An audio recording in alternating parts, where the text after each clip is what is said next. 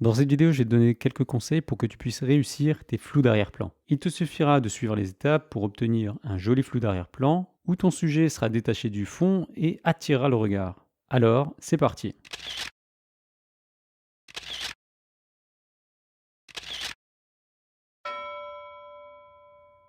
Avant d'entrer dans la technique, il est important que je te parle d'un élément très important en photographie qui est la profondeur de champ. La profondeur de champ, c'est la zone de netteté de ton image. C'est-à-dire, tout ce qui se trouve sur cette zone sera net. Et les éléments qui se trouveront en dehors seront flous.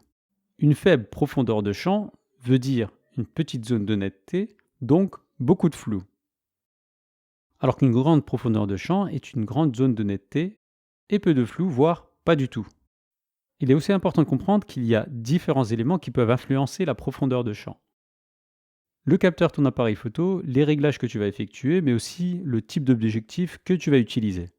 Voici maintenant les différentes étapes que tu dois suivre pour réussir ton flou d'arrière-plan et mettre en valeur ton sujet. La première étape, c'est d'éloigner le sujet du fond pour que le fond ne se retrouve pas sur la zone de netteté de ton image. La deuxième étape est de zoomer sur ton sujet pour réduire la distance de profondeur de champ, ce qui va accentuer le flou. La troisième étape, c'est de passer en mode priorité ouverture A ou AV en fonction de ton appareil photo. Ensuite, ouvrir au maximum en choisissant l'ouverture la plus petite, c'est-à-dire le chiffre après le F doit être le plus petit possible. Plus tu vas ouvrir le diaphragme, plus le flou d'arrière-plan apparaîtra. Cela va dépendre des capacités de ton objectif. Avec cet objectif, je peux aller jusqu'à f2.8. Si tu utilises un objectif standard, tu iras peut-être jusqu'à f5.6. Si tu ne veux pas t'embêter avec le mode priorité ouverture, tu peux utiliser le mode portrait si ton appareil photo en dispose. Pour ça, il suffit de régler la molette sur le pictogramme portrait. Et là, ton appareil photo ouvrira automatiquement le diaphragme au maximum, comme on l'a fait précédemment. Ensuite, vérifie ta mise au point à l'endroit que tu souhaites et il ne te restera plus alors qu'à shooter.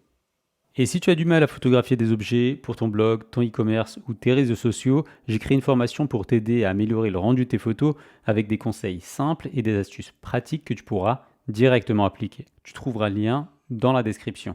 J'espère que cette vidéo t'a plu. Si c'est le cas, tu trouveras une playlist avec plusieurs vidéos du même genre dans la description. Si tu as des suggestions en rapport avec la photographie d'objets et de produits, n'hésite pas à m'en faire part sur Instagram ou dans les commentaires. Et en attendant, je te dis à la semaine prochaine.